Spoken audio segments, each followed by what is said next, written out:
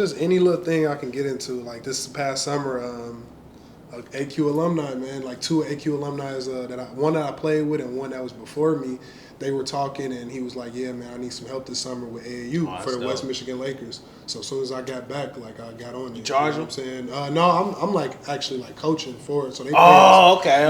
So a little travel team. I did a couple tournaments this year, and actually just having a conversation with him today. His son played, but he's moving. He's going to freshman year, so he'll be like 15. And I was doing 14 and under. So he was like he moved up. I'm done like coaching. He was like, the program is really for 14U. So that's a step in the right direction. At least the kids that come out and play for my team, right. I know I can get them to come train with me on the side. And from talking to parents, they're excited. Like from all the parents I've talked to, they're like, man, like we'll love to. And I'm affordable. Right. You know what I'm saying? I'm not charging $200, $250 a session. You know what I'm saying? So. All right, I like that, man. So, man, what else can I ask you? Because you hit everything, entrepreneurship. Now, as a father, do you think there's gonna be a time where you stop, going overseas? Like, you know what, or are you trying to get to that next level to the NBA draft, or try to walk on? I don't know if it's walk on. Yeah, I'm a football player. I don't know if it's walk on in the NBA.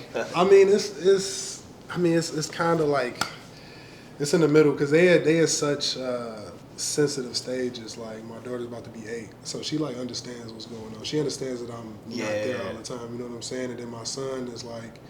He don't really understand that I'm not there, but like when I'm around, he's super happy. Yeah, you know what I'm saying. I know he's looking for me. The ideal situation would be getting to the G League because the G League is kind of how I would probably get in. So go to the G League and hopefully an injury might happen or somebody wasn't performing well and I can get a 2-way contract and go up. But I want to instill in them and growing up that this is for them. So like the 7 to 8 months that I'm going out the way, like this is for y'all. Like I'm not doing it just for pleasure for me. That's dope. That's dope. Building a legacy. Mm-hmm. So do you see your kids playing basketball? Or my son. My son loved it. My daughter, old enough to be able to start there because then most times you can start. Say he was 6, 7, you'd be like, I'm posting videos of you dribbling. Yeah. I'm coaching. That's where it starts. So most parents be like, oh, hey, can you train my kids? But it's like, dang, he's so young. Yeah. He talking to him. He's smart, man. I'm talking to him. He's like, I want to play basketball. Like I want to play basketball like you. Yeah. He either gonna play basketball or at this point he's gonna be an engineer. Like he loves trains. He loves planes and all. He know how to take away his toys, put them together. Like. I'm like, man, I just know you going, I'm not going to really force it on him, you know what I'm saying? Like his mom played basketball too, so like we want him to play, but we also put him in soccer, we also put him in baseball. Like, if you see something, like, why not? Why not try it? If you go, I don't care if you walk in the store and you pick up a golf club, I'm not going to tell you to put the golf club in. Nah. But see, like, you might like it, you know what I'm saying? Yeah, and they make a lot of money. I like that because I don't want. Like, I went to college for football, but I didn't finish. But I'm not going to put that pressure on my sons. I got 2 sons, 6-year-old and 3. They love football. They love, whatever they love to do. But I'm not forcing that on them just because I didn't make it, so far. You don't want to try to live the dream for them. Like, because it become more than you than them. And they're not happy. Exactly. I want them to be happy, man. And now it's entrepreneurship. Like, it's bigger than ever. Yeah, honestly. Building businesses, why being an athlete? Like I know this guy in Columbus, he's overseas as well, and he has a Bible journal or something, but for athletes. So even thinking about stuff like that, man, creating books and creating things as far as like encouraging young people to be motivated as entrepreneurs with becoming an athlete at the same time. So in college now. You can get paid. So this is the best time to teach. Yeah. You know what I mean? You might want to take advantage of that. You're like, all right, let me learn entrepreneurship a little bit more and be able to create things where I can teach basketball players. Like, all right, these are some ways you can, make money on the side. When the season is over, hey, this is what you do. And I think that's a good step too. trying to bring in multiple streams of income. So while you overseas balling, you know, you got online content. I don't know why it's like doing that. We knocked the lights out. Here we go. There you go. Lights back on. When did you start going into that mindset of like, I want to be an entrepreneur? Like, I think age 18 when I went to college, because I was going for sports management. I wanted to be a businessman, but I didn't know. You know, most black men, it's hard to find unless you Rich Paul. Yeah, exactly. Yeah. With LeBron put him on. It's hard for us, you know, to succeed in that area. But I always had the mindset of a business, so I went into different businesses, selling coffee and getting into network marketing and all this other stuff to get to where I'm like, man, you know what? I'm happy where I'm at. Yo, my bad. We had to make a camera switch, so the quality might look a little different, but we still here. You know, we still here with my boy Arsenio. You know. All right, so man, yeah, we was talking about, you know, Forex a little bit, but yeah, that's a good thing to get into. It's Shout out to everybody hitting me up. Hey, all the Forex traders, man, they hit me up on Instagram. Oh, they hit not that Forex. Shout out to y'all. Not the people you have to sign. No, don't join them. You don't need none of them. You just need to find a course on YouTube or somebody. Do it yourself. Yeah, learn. Yeah, don't be. That's network marketing. That's what I learned. But nah, man. You talking about 18? You said 18. You just got into the. Yeah, so 18, I got into entrepreneurship. But it wasn't like my stuff. It wasn't my product. Like, you know, what I'm doing now with videography, turning that into a business and coming here, moving from Columbus to here. It's different than selling somebody else's stuff. Like, I'm not about to. Yeah, that's a different ball game. It's not the same. You know, it's not the same. Like you creating your own stuff. You know, and doing it like that. But yeah, man. So yeah, this episode is about setbacks and.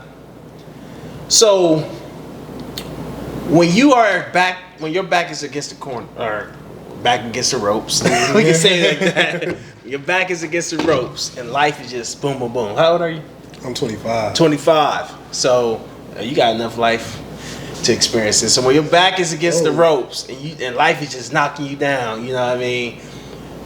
Was there a moment in your life where you wanted to just, you know, give up? Give up on basketball, give up on... You know, and just say, you know what, I'm about to just go work at a regular job. I quit. It's been twice, and it was crazy because it was both because of injuries too. So the reason why I went to Lake Michigan College, I was gonna go junior college out of high school anyway, but I was gonna go Division I junior college, and so I was playing AAU, and I sprained like my MCL, and then so the team saw it, and they saw that it was kind of bad, so they pulled my scholarship. And then right then, I was like, I had Lake Michigan on me, and I was just like, I wasn't really trying to go there at the time because I didn't know what it was going to be. But I was like, man, I was so focused on this school, and then that happened, and I was just like, man, could I ever recover from this? You know what I'm saying? Like, is that school, Lake Michigan, still going to want me? You know what I'm saying? Am I still going to be able to go there? And then again, when I was in Germany and I tore, you know what I'm saying, I tore a part of my Achilles when I came back. And they was like, yeah, you don't need surgery, which is a good thing, but it could be a bad thing because you don't know how long your body going to take. Everybody's different. So it was just those two times, man. It was just so as basketball players, it seems like y'all get hurt more than football players. Honestly. I'm like, because I'll be scared. Y'all be going up there dunking, landing, like you know how they do it slow motion sometimes. I'll be like, bro, it look like it's gonna hurt. Even though they don't get hurt, but just because the way y'all land after a dunk or after a shot. And our weight and like our working out and conditioning is different than y'all. It's like y'all really pump that iron. We just get in the weight room that much. We ain't in the weight room that much. Somebody that big.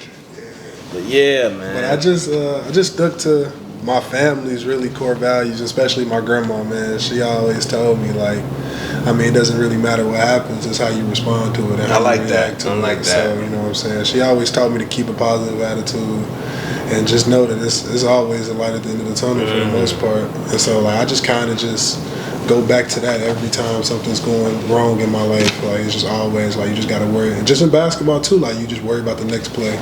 Don't worry about your last missed shot. Don't worry about the turnovers or anything. Like, and that's kind of what I just take through life, to be honest. Yeah. So it's game day, right? And it's time to play. You got about an hour to a game. Right. What you listening to, man? Whew, What you listening to?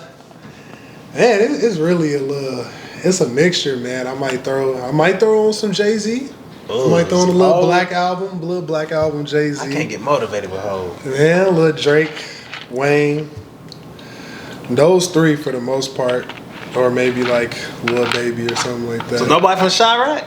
Sometimes. Dirk? I usually listen to Dirk and Chief Keef like on the way. Like if I'm going on a road trip, like I get that. But once I'm getting ready and stuff, it's kind of like I don't like it too hardcore, get you too juiced, and then you out there just running That's around. How football players do. Dancing with our cleats on the slide. Yeah, y'all be wildin'. Odell Beckham and stuff doing pregame routines. Get tired. That's how we lost. I don't know how people do the R&B though. And the jazz R&B. And stuff. That's too mellow for me, man. I can't do the jazz. Not before a game. Nah. What you was listening to? Bone Thugs or something? You catch me outside the club and you think I'm a punk. I ain't never scared.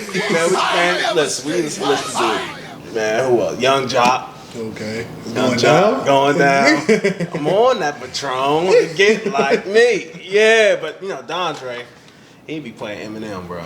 It messed up the whole mood. So listen, if you're an Eminem fan, I'm sorry, but don't be listening to no Eminem before a game day like my boy Dre. It's not game day. It's not game day vibes. It's not Eminem. What you gonna listen to? Mess up everything. Or some Jamie Foxx, man.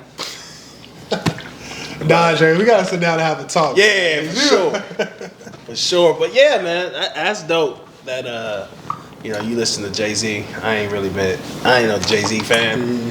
But, I know a little bit, like, hey, shit, it's whatever else. I'm you know the ones that matter. Hey, you know the ones that matter. I can tell. Yeah. I can tell. So, man, thank you, bro, for coming out, showing love on the podcast, man. Pleasure, man. Hopefully somebody was encouraged. I know you really going to be reaching athletes, because everybody can't, relate as far as, like, basketball and stuff. But as far as, like, kids, trying to, balance your life with basketball or work or business and still trying to be a great father, I recommend that. I recommend that.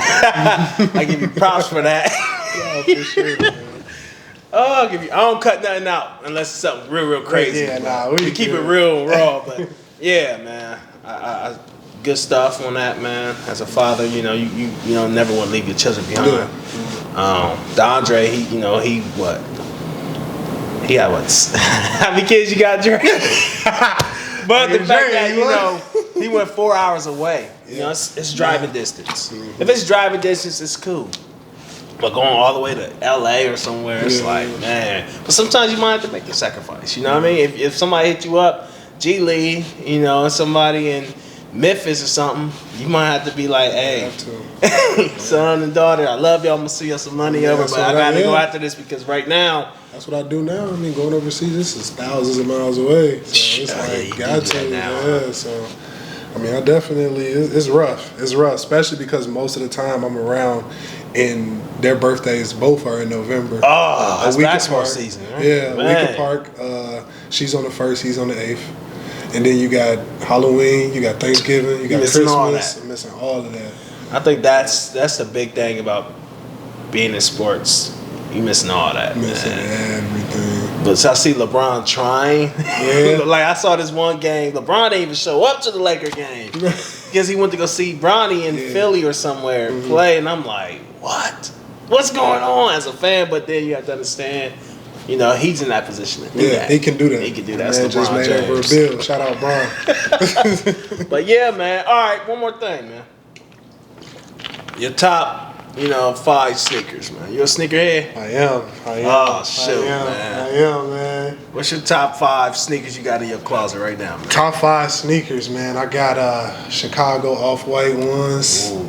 I got the UNC Off-White blue ones. You spending some money on these right here. These little Blazers. Uh-oh. If y'all know about the Blazers, man, y'all need to step y'all game up. I got a pair of Kobe's. I got 2 pair of Kobe's. Shout out. RP Bean and no brownies? I don't got no bronze, man. I don't got no bronze. I got You know, I always Kyrie's? gotta have a. I don't have any Kyrie's. Oh man. I'm more Jordan and just regular Nikes. I got a couple Yeezys. And yeah, man, my sneaker is my sneaker game kind of diverse. You know what I'm saying? I got a couple. Yeah. One more question, man. Have you ever met any celebrity, basketball player? I met Andrew Wiggins. Andrew Wiggins in a mall. Yeah, ugly dude. I met him in the mall, man. But I haven't met no big time players, man. I met I knew a couple players. Like I played against like Jahlil Okafor and like Cliff Alexander in high school. Yeah, so this was before they were who they were. Okay. Yeah. Cool, man. Well, thanks, bro. No, appreciate you, man. Hey, sure. Episode 5, setbacks. We turn setbacks into comebacks, man. So we're gonna be praying for you. Hey, make sure y'all pray for him, man. He gotta make it. He gotta make it. Y'all don't give it up. Good stuff, man.